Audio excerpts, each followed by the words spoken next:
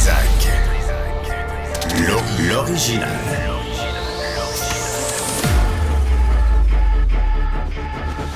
Du Trizac. Votre plaisir coupable.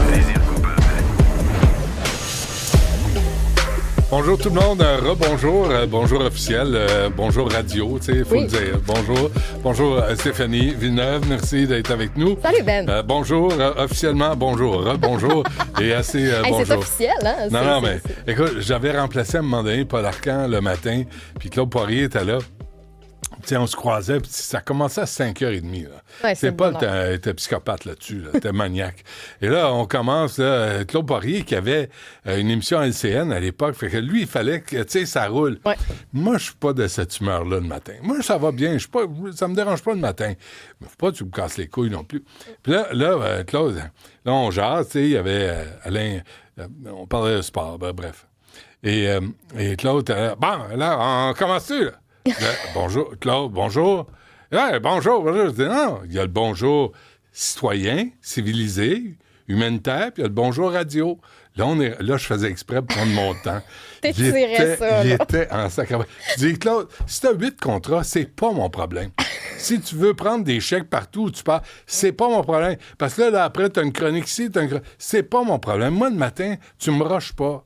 Si tu veux me rusher, va faire tes autres commandes. Et il m'aimait tellement. Oh, Claude, je le salue d'ailleurs. Oui, mais ça, quelque part, ça le faisait rire. Tu sais, il s'attendait pas à ça parce que tout le monde était là. Oui. Monsieur Poirier, hey, Claude. Je pense qu'on s'aime bien. Moi, je l'aime bien, en tout cas. Justement, Régent Tremblay sera avec nous.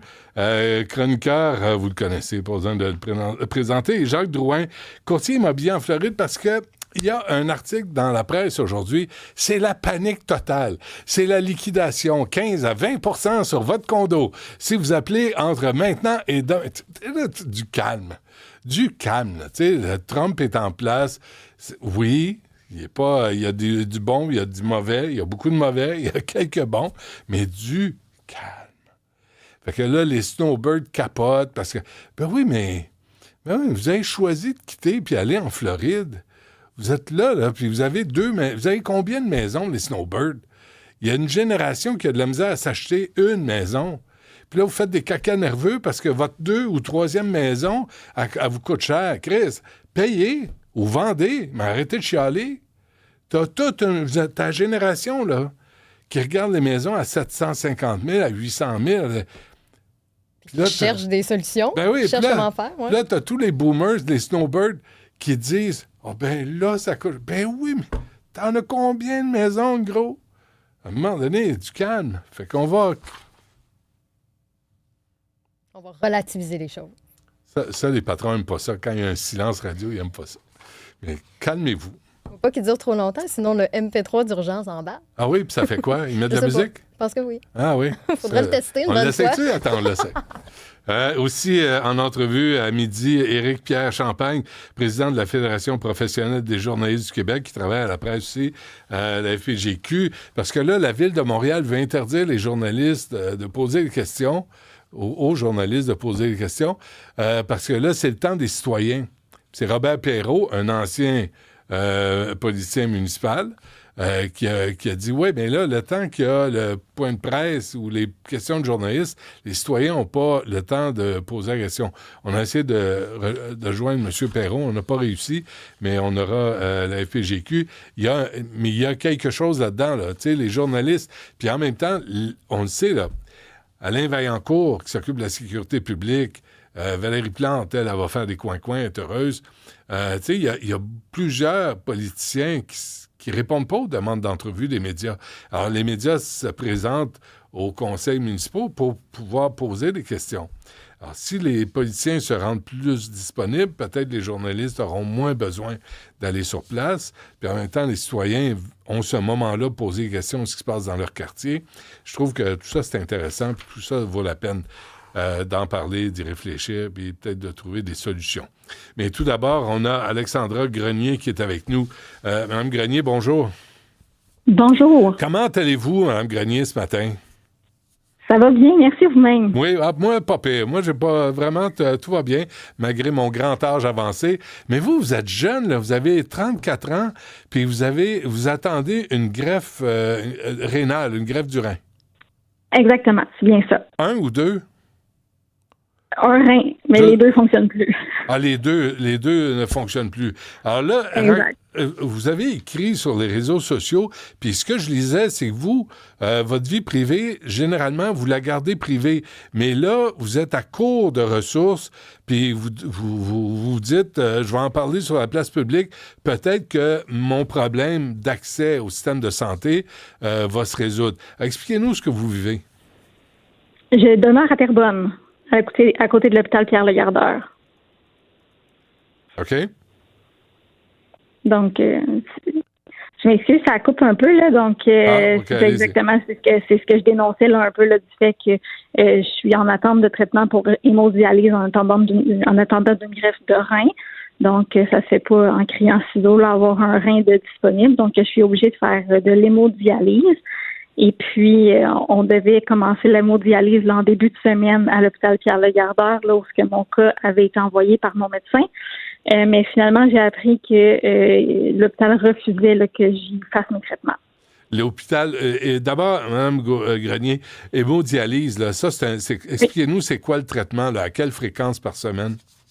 C'est 3 fois par semaine, 4 à 5 heures. Donc, c'est quand même un gros traitement. Là. C'est une machine qui doit filtrer mon sang là, parce que les reins n'arrivent plus à faire ce travail-là d'eux-mêmes. OK.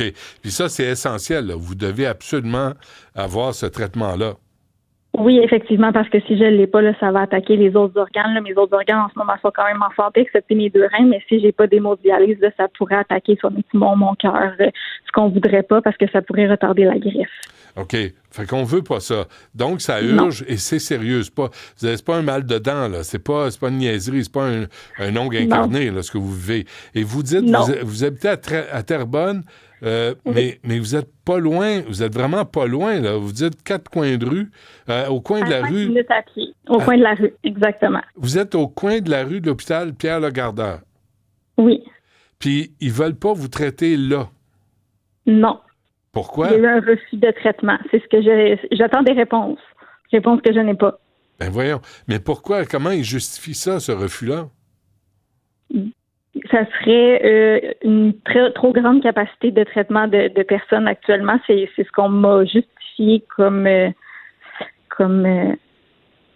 raison. Ça déborde, là. Il y a trop Exactement. de monde. Mais la semaine dernière, quand mon médecin a fait les vérifications là, auprès de l'hôpital, là, on pouvait m'y placer. Puis quelques jours plus tard, là, c'était plus le cas. Ben, avez-vous fâché quelqu'un dans l'administration? Vous êtes-vous... qu'est-ce qui s'est passé? Pourquoi cette décision-là? On dirait qu'on vous en veut. Oui, non, je sais pas pourquoi on m'en voudrait, là, mais c'est exactement ça. J'ai pas eu de réponse là, à mes questions là, à ce sujet-là, là, outre qu'il y a une liste d'attente, que mon dossier n'est peut-être pas assez critique pour être traité à côté de la maison, là, donc on devrait m'envoyer. Puis il y a également aussi le fait là, qu'on m'avise qu'il y a des patients de Joliette là, qui sont également traités à Pierre-Legardeur, là, qui sont amenés tous les jours aussi. Là, c'est un peu ça qu'on me dit. De Joliette? Oui, de Joliette pour Pierre-Legardeur, tous les jours en transport médicaux. Et vous êtes au coin de la rue, mais vous ne pouvez pas aller à Pierre-Legardeur. Exactement. Mais... OK. Fait que là, vous avez un spécialiste. Est-ce que votre spécialiste peut mettre de la pression?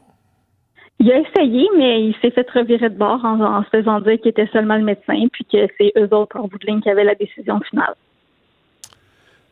Écoute, moi, je lisais ça, là, Mme Grenier, puis là, tu dis, c'est quoi la logique, là, vous posez la question, c'est quoi la logique du système de santé? Mais comment on fonctionne? Si quelqu'un est à un coin de rue de l'hôpital, qui a besoin de soins, on lui refuse l'accès, mais on dirait que c'est le même principe que les écoles. Ben, j'ai l'impression que c'est ça aussi.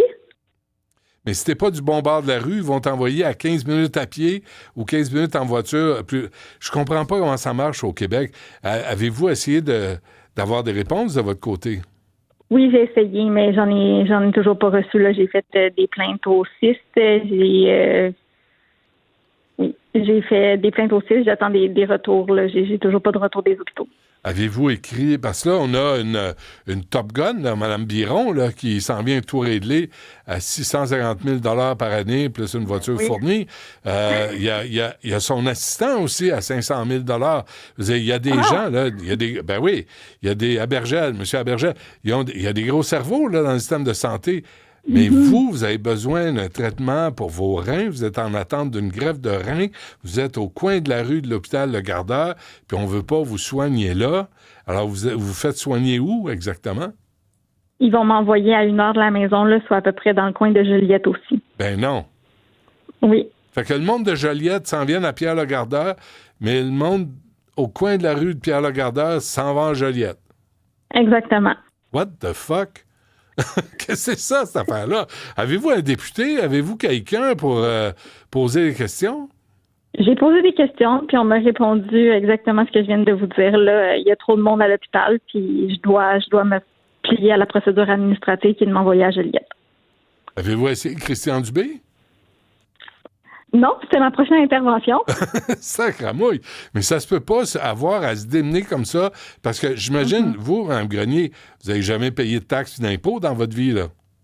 Non, exactement. Aucun. Ouais. Vous attendez à quelques services en retour, il me semble? Il me semble que oui. Aux taxes que je paye pour mon condo, laissez-moi vous le dire que je m'attendais à avoir du service de l'hôpital à côté de la maison. en plus, tu sais, c'est ça qui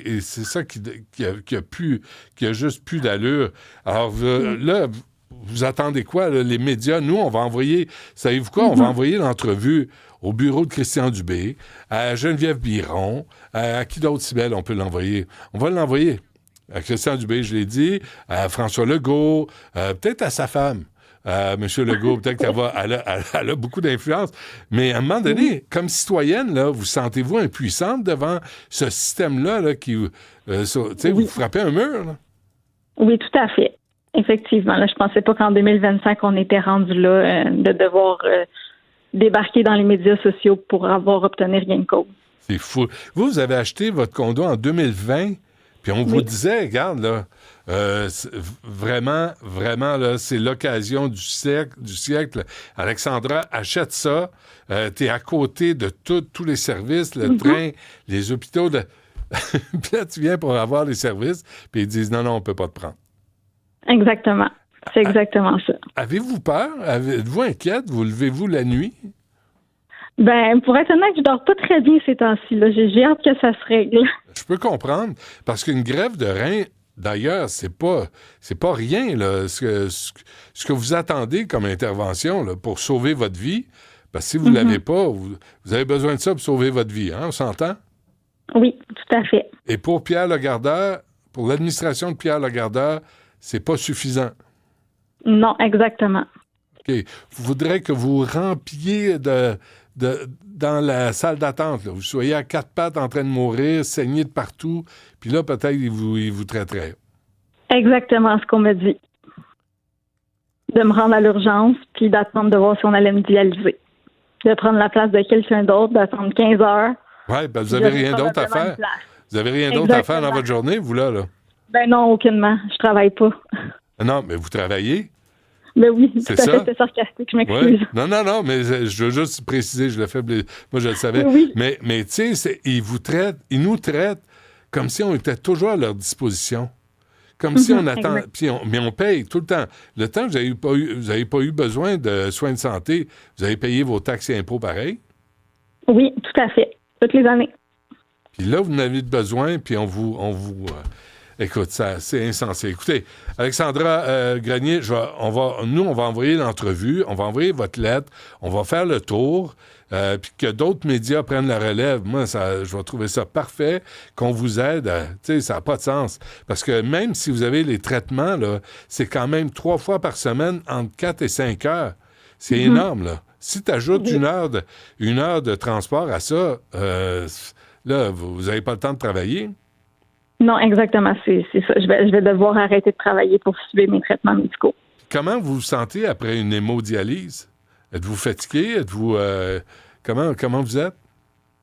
Ben là, j'ai pas commencé mes traitements encore, donc je peux pas dire parce que là, on a dû mettre tout ça sur pause étant donné que Pierre Le Gardeur a fait un refus, puis Joliette n'a pas toujours mon dossier, donc je devrais commencer techniquement Attendez. en début de semaine prochaine. Mais vous n'avez pas commencé vos traitements encore. Non, malheureusement, là, sur ordre du médical, je devais commencer hier, là, mais étant donné toute la situation avec Pierre Le Gardeur, le refus, et Joliette qui n'avait pas reçu mon dossier d'hémodialyse, là, je n'ai pas pu commencer là, hier mes traitements. C'est incroyable. Ça, c'est une bactérie. Vous avez écrit une bactérie contractée lors de votre enfance. Fait que là, vous devez avoir un traitement. Puis la bureaucratie fait là, Alexandra, en plus, attends, on n'est pas pressé, on n'est pas rendu à ton numéro. Exactement. Sacramouille. OK, écoutez, de notre bord, on va faire de notre mieux. On va faire suivre l'entrevue. On va faire suivre votre cas à des gens en position de décision. Peut-être à l'administration Le Gardeur, on va les appeler. C'est parce que c'est insensé, votre affaire. Ça n'a pas d'allure. Puis ça pourrait se régler tellement plus vite. Et d'ailleurs, en plus, vous devez attendre une greffe de rein, ce qui est aussi très, très stressant. Fait qu'on peut peut-être vous aider, nous autres, là. Merci beaucoup. Parfait. Alexandra Grenier, 34 ans. Besoin d'hémodialyse. Pas là, pas tout de suite. La semaine prochaine. Les bureaucrates ne sont pas rendus là, les gestionnaires, ils se traînent les pieds. Il faut qu'ils prennent leur pause. Il faut qu'ils se commandent un lunch. Il faut qu'ils jasent de leur fin de semaine, puis le ski, puis la voile, puis ça, c'est important. Il y a du monde qu'il faut traiter. Pouvez-vous les traiter au plus crisse? Alexandra, bonne chance. À la prochaine. Merci beaucoup. Au revoir.